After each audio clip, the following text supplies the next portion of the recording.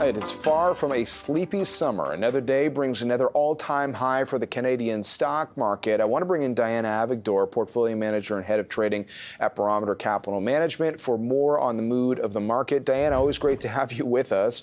What do you make of this string of all-time highs for the TSX so far in 2025? Hi, John. Thanks for having me on. They say on trading desks, do not short a quiet market. As TSX is one of the best performing markets in North America, of course, and even the U.S. with all its shenanigans is only a couple of % off highs after 2 blowout years. So equities are doing okay. Lots of negative narratives. Volumes and cash flow into equity markets year to date are second or third largest ever. So money is flowing into the stock markets across the world, really, and North America in particular, TSX included, year to date, despite all the negative headlines and really quite negative sentiments, flare-ups every couple of months, as we know that, the headlines out of the U.S., things are changing both on trade and social structures, perhaps. But equities are doing pretty well. Earnings, which is the corner point of everything, are doing really well, both south of the border and here. Earnings quarter over quarter in Canada are up over 10%. In the States, it's 9.1% so far in the earnings season. We're in the middle of the earnings season. So earnings are okay.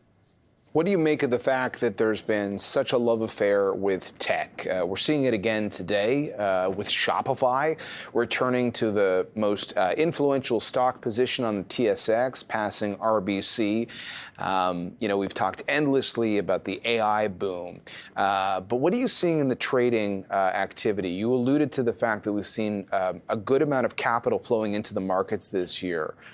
Is there an outsized amount that seems sort of earmarked for big tech? I think people are paying up for growth. What you've seen with Shopify trading up 20% this morning, earnings were excellent. EU growth was 42%. Revenue grew 31%. These are big numbers. People pay up for that.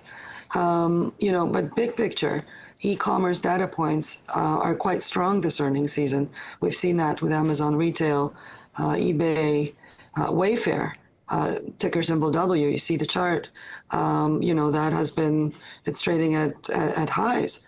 What does that say about the consumer?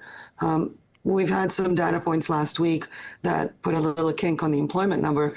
But really what we're seeing is, unemployment in Canada has come down. We've had a big employment number, the last one we've seen. There's savings. Yes, rates have gone up. Mortgage rates have gone up. People pay more for their monthly bills, food, so forth. There's some inflation in the pipeline. But so far, the consumer balance sheet is still okay. Well, we'll see what that Canadian jobs report looks like on Friday. Last Friday, we got the American jobs report, and because that was weaker than expected, it prompted a sell-off, but that sell-off is now feeling a little bit like a distant memory. And, I've had a couple of guests this morning, Diana, that have warned about seasonal trading patterns as you move out of the summer into, call it September, end of August into September, that there can be a tendency for investors to pull back at that time of year. Given the kind of year we've had, how are you starting to think about what happens, call it, over the next 4 to 6 weeks? Yeah, so that's absolutely true. August tends to be pretty quiet and earnings season, so it gets a little idiosyncratic and a little sloppy. We've had the data point and the employment that you mentioned last week out of the U.S. And we've had a huge rally off April lows. It's entirely possible in the next 4 to 6 weeks we see a consolidation, a little bit of correction. I don't want to say bear market. This is not a bear market, given earnings up so much. Never been a bear market starting with earnings up this much. But what we've done at Barometer, we just want to take the torque out of the portfolios a little bit. We do have some pretty growthy names. We own, Microsoft and Meta and Nvidia. So we're taking some cash in. We've raised about 5 to 10% cash.